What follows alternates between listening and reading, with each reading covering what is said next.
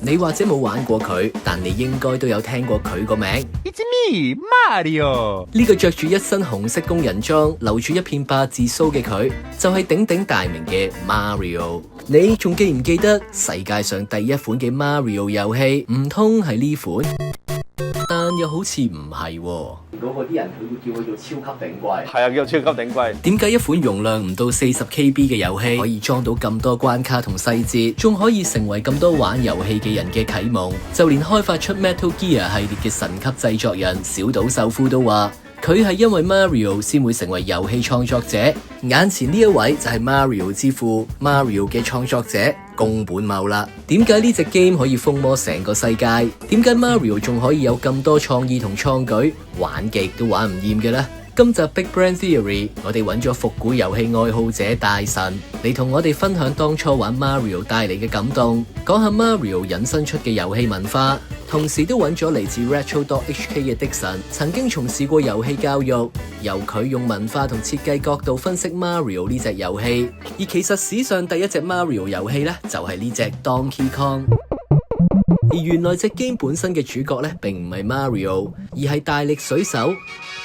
咦，會唔會太唔關事啊？呢個可能有好多人都會聽過呢個故仔，就係佢哋本身其實就係諗住做一隻大力水手嘅遊戲，因為大力水手當年係非常之流行嘅一個 IP 啦。Dixon 係香港復古遊戲展覽 Retro.hk 嘅創辦人，推廣遊戲保育文化，曾經教過遊戲文化同設計嘅課程。而交代翻80年代嘅時空背景，當時不論係街機定家用機，都係美國嘅天下。日本廠商好似任天堂咁，只能做一啲有美國味道嘅遊戲。Donkey Kong 就係其中一隻啦。唔知點解傾到最尾攞唔到個版權，隻 game 又做到咁上下啦，咁就唯有就將個 character 轉咗。咁所以你見翻其實 Mario 本身就係拍牌啦，即係你睇翻 Donkey Kong 佢就係布魯圖啦。而據聞佢之後個名之所以叫 Mario， 係因為當時美國分部 office 嘅房東咧都係叫做 Mario。房東本人咧受訪時仲話好開心，成為咗一隻咁出名遊戲嘅靈感來源。而咁去到 Mario 第一個有名分嘅遊戲又係邊隻呢？嗱，都未到你住，再等多陣先吓。而係，但嗰陣時係叫頂龜，因為跟翻個畫面啦，因為嗰陣時個玩法係一行喺度，跟住成隻龜，跟住下面頂佢噶嘛，嗱好少兩個一齊一隻 game 裏邊玩噶嘛，嗰陣時開心好多嘅。大神係今集嘅另一個受訪者，70年代佢就已經係一個 gamer，見證住 Mario 仲係街機遊戲嘅時光，而佢講緊嘅遊戲就係呢隻 Mario Bros。第一次出現 Mario 嘅字眼，終於唔係臨時演員，而當時因為頂龜呢個譯名太深刻，以至到紅白機嘅 Super Mario 推出之後呢，都仲有人叫佢做超級頂龜。終於要講到超級頂龜，其實即係 Super Mario。喺1985年9月，紅白機推出2年後，呢隻改變世界嘅 Super Mario 正式面世。呢度講多少少背景先。頭先話遊戲界本身係美國天下，但因為長年嘅粗製濫造，令消費者對家用機同埋家用遊戲失去信心，引嚟咗史稱嘅雅達利大崩潰。全世界都覺得家用遊戲只係曇花一現，而紅白機同埋 Super Mario 嘅出現呢，就扭轉咗個局面。Super Mario 嘅銷量呢，仲有4024萬咁多份，為當時頹廢嘅家用機市場打咗支強心針。嚟到呢度呢，就要介紹下 Donkey Kong 頂龜同埋 Super Mario 嘅創作者，同時都係設計 Mario 角色嘅人。宮本茂除咗 Mario 之外，連大家今日喺 Switch 玩到嘅薩爾達傳說系列咧，都係佢嘅作品。但佢嘅偉大之處唔單止係創作角色，而係設計遊戲嘅機制。大家依家見到嘅就係 Super Mario 嘅第一關第一個畫面。你首先見到嘅係 Mario， 然後有個寫咗問號嘅箱喺半空中，但同時見到咧有隻孤感嘅物體向自己靠近緊過嚟。你唔知佢是敵是友，俾着係你會點做呢？不如過去同佢 say 個 hello 啊。OK， 依家起碼知道咧佢唔係朋友。頭先掂到佢會死，不如試下跳高踩下佢咯。咦，居然得咗！原來我跳落去佢度，我會踩死佢。一個有問號嘅落一個磚，究竟我應該做乜呢？係咪？好啦，我試下頂佢啦。咁第一個頂咗係有眼嘅，即係錢唔會係懲罰嚟噶啦。好啦，咁再頂第二個，有隻菇喎，而佢設計到係流咗落去係有一條水管啱啱頂住咗，佢會頂翻轉頭俾你嘅。之後你就諗死啦，我應該點做咧？咁我係咪應該避過去啊？定係硬食啦？咁食咗原來佢會變大，泡啊冇嘢嚟嘅喎，原來補品嚟嘅。咁好啦，咁我又學識咗，咁而佢後邊有個山，咁呢個亦都唔係偶然㗎啦。隔離就有啲草咁樣咧，就係因為當我行向啱嗰個方向，你就會見到嗰啲山喐啦。咁你就知，我行緊，所以成關已經包含晒成個教學喺度。而最正係咩咧？就係你玩完個教學你唔過。呢種將教學融入關卡入邊，令玩家不知不覺已經學識遊戲嘅機制，令 Super Mario 第一關成為咗遊戲界最經典嘅關卡，史稱 World 1-1。呢種設計方式咧喺宮本茂嘅其他作品都見到。另外 Super Mario 仲有好多亮眼嘅地方，例如咧佢一共有8個世界，總共32關，但其實餅帶嘅容量只有唔到40 KB，依家隨便影張相嘅 size 都可能係佢嘅上千倍。即係其實個敵人同個菇又係同一個貼圖嚟嘅，咁啊又慳咗啲位啦。咁嚿雲同嗰啲樹，其實你見到又係同一個貼圖啦。咁嗰度又慳咗少少位啦。咁最後仲有一個不得不提嘅，就係 Mario 必定要有嘅隱藏元素，好似係隱藏嘅道具或者係隱藏嘅關卡可以跳關咁樣。例如第2關呢，跳上屋頂再行入呢個畫面呢，就可以直接跳關，應該係好多人玩 Mario 時第一個發現嘅隱藏要素。而呢個呢，亦都係 Mario 令人玩唔厭嘅原因。好多隱藏嘢啊，譬如行到呢個位，我頂嗰度有隻溫粒啊，或者呢度有個磚係咁頂，又可以食多啲金幣啊。有一啲隱藏嘅寶藏啦，有一啲跳關嘅水管啦，咁就變咗你會玩完一次就喂，唔係喎，上次經過嗰度有啲可疑喎，我再玩多次，我又再試下去嗰度睇下有啲咩咧。同埋嗰時資訊唔發達，朋友仔揾到呢個特別嘢出嚟，知咁大家喺度交流咧，實真係好開心嘅。之後 Super Mario 相繼推出咗2集、3集，不斷地豐富遊戲元素。但要講到 2D Mario 裏邊最重要嘅作品，同時可能係所有玩家最愛嘅作品，佢就係 2D 就係 Mario World 啊，計埋 3D 啦，我都認為佢係最好玩嘅。經歷 Super Mario 嘅空前成功，喺1990年11月 Super Mario World 喺超人平台面世。呢款遊戲喺 Mario 迷心目中咧係神台級嘅作品。繼承第3代 Super Mario 嘅大地圖可以選擇關卡同埋繼承部分元素。今集 Super Mario World 嘅 Mario 咧唔止可以頂，仲可以跳，可以踎，可以凌空轉圈，着斗篷飛天，甚至仲有埋坐騎 Yoshi。帶佢噴火，帶佢食蘋果。今次咧仲可以左右兩邊走，自由咁探索，玩法豐富咗好多。嗰時覺得好突破㗎，就算佢跳都有2款啦，基本跳啦，係咪佢可以旋轉跳㗎嘛？因為旋轉跳可以撞爛嗰啲嘢㗎嘛，同埋嗰個可以騎 Yoshi 㗎嘛。佢就算打 boss 演出咧，好似就第一版個地下會側㗎嘛，即係你踩落去等佢跌到個熔岩嗰度下邊嗰度㗎嘛，你踩啵啵啵嗰啲。因為嗰陣時個畫面太突破啦嘛，又放大回轉，又縮小。嗰時以前係從來冇呢樣嘢㗎嘛。不過作為一個 gamer，唔單止識得享受遊戲廠商設計俾你嘅樂趣，仲會識得自己揾樂趣。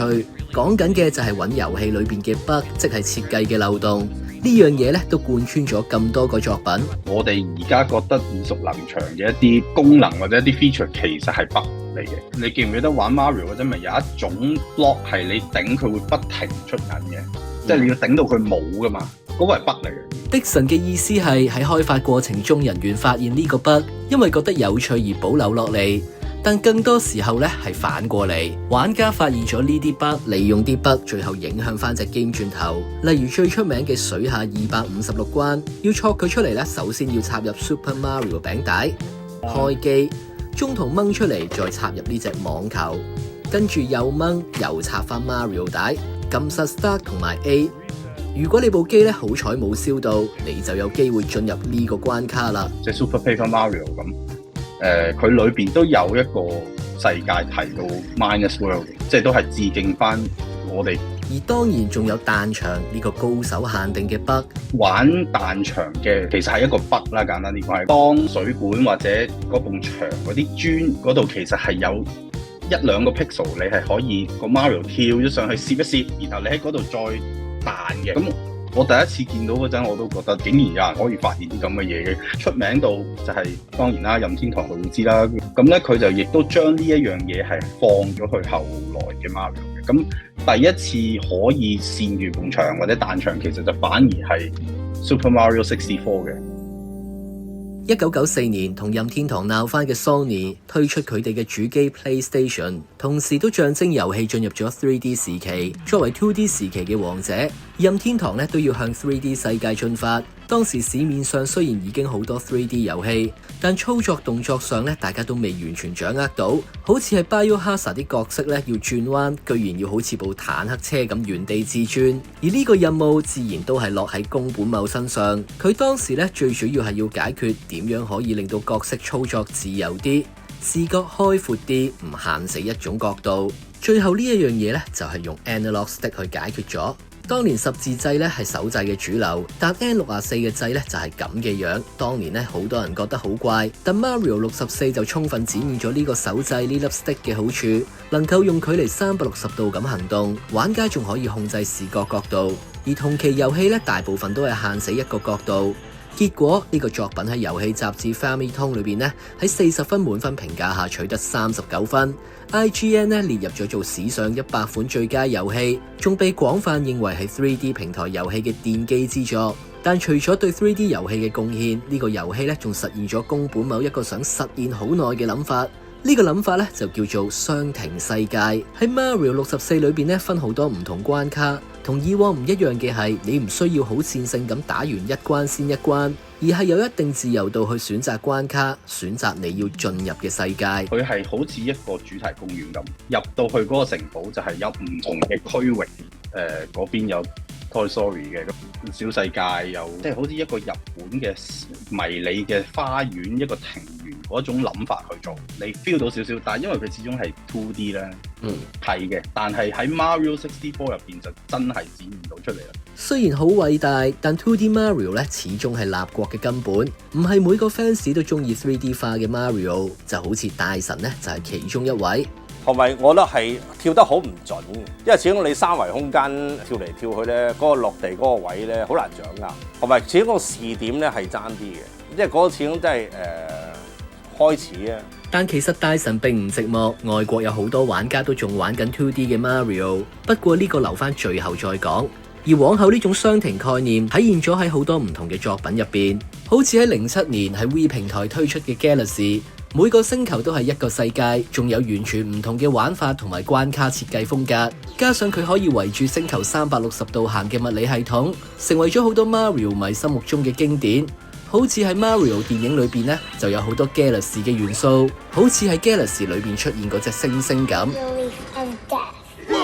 連偏愛 2D Mario 嘅大神都話，所以你用嗰個反重力嗰個位咧，動作 game 咧，原來可以咁啊，即係一個驚喜嘅。V 呢部機淨係玩呢隻 game 我都覺得抵。但講到最集大成嘅，同埋最能夠體現到呢種雙停概念嘅，就要數到2017年嘅奧德賽啦。結合4個城市、4個大型雙停世界，每個都有獨特嘅機關、獨特嘅場景。其實你睇翻佢嗰個每一個場景，佢每一個 world 咧係更加似一個 miniature garden， 真係一個日式嘅嗰個庭園，而且仲要致敬過去，有致敬 Mario 第一款遊戲 Donkey Kong， 開創傳奇嘅 2D Super Mario， 同埋改變世界嘅 Mario 64， 紙片世界 Super Mario Maker。其實 Odyssey 呢個名好可能係一種暗示，佢本身係一篇古希臘嘅史詩，講英雄奧德修斯喺戰爭後花咗10年時間先返到故鄉，係一個回家嘅故事，寓意係邀請 Mario 同埋 Mario 歷代以嚟嘅 fans 一齊返屋企，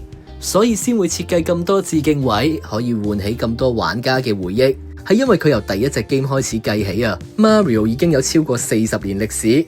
點解一個 IP 可以走得咁遠，又顯得一啲老態都冇？呢樣嘢好似只係得 Mario 做到。我覺得 Mario 最犀利嘅地方就係佢永遠都係即係佢諗咗嗰個玩法好唔好玩，而佢唔係諗話喂得啦，我而家要諗 Mario 下一條 storyline 就係咁，我要圍繞住佢呢條 storyline 去咁。而有一啲嘢佢覺得唔 Mario 就唔 Mario， 佢就唔放落去咯。或者喂呢隻 game 好玩，但係真係好唔 Mario 嘅，咁得啦，你不如推出另一個系列，或者另一隻 game， 直情可能係 Mario 嘅外傳嚟嘅咁。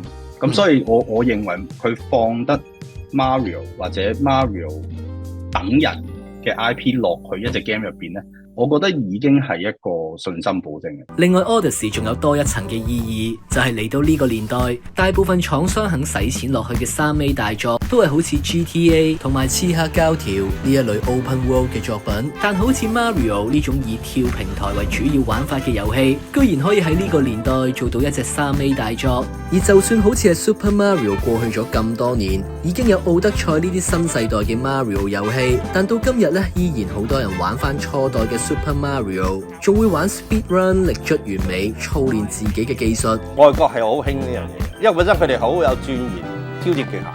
我都睇過嗰啲片段啊，嗰啲咧，佢淨係一班人去研究，即係點樣可以爭半秒就爭半秒，爭1秒可以散嚟1秒。佢唔係話好自私咁樣話，我做到你做唔到，咁我有叻過你，即係唔係咁樣。佢淨係好似開會咁樣嘅，即係大家咧喺度研發緊嗱。由街機走到家用機，又由 2D 走到 3D， 又拍成電影，變成主題樂園嘅景點、博物館入邊嘅展品。Mario 呢個招牌已經屹立咗近半個世紀，見證住遊戲世界嘅高低起落。或者你唔算好認識 Mario， 好中意 Mario， 但今日你拎起手把或者 mouse 打機嗰陣，每個操作、視覺到遊戲嘅設計邏輯，其實咧都有過 Mario 嘅影子。而如果你真係一個 gamer 但冇玩過 Mario， 不妨可以揾翻嚟玩，感受一下嚟自老 gamer當年嘅感動。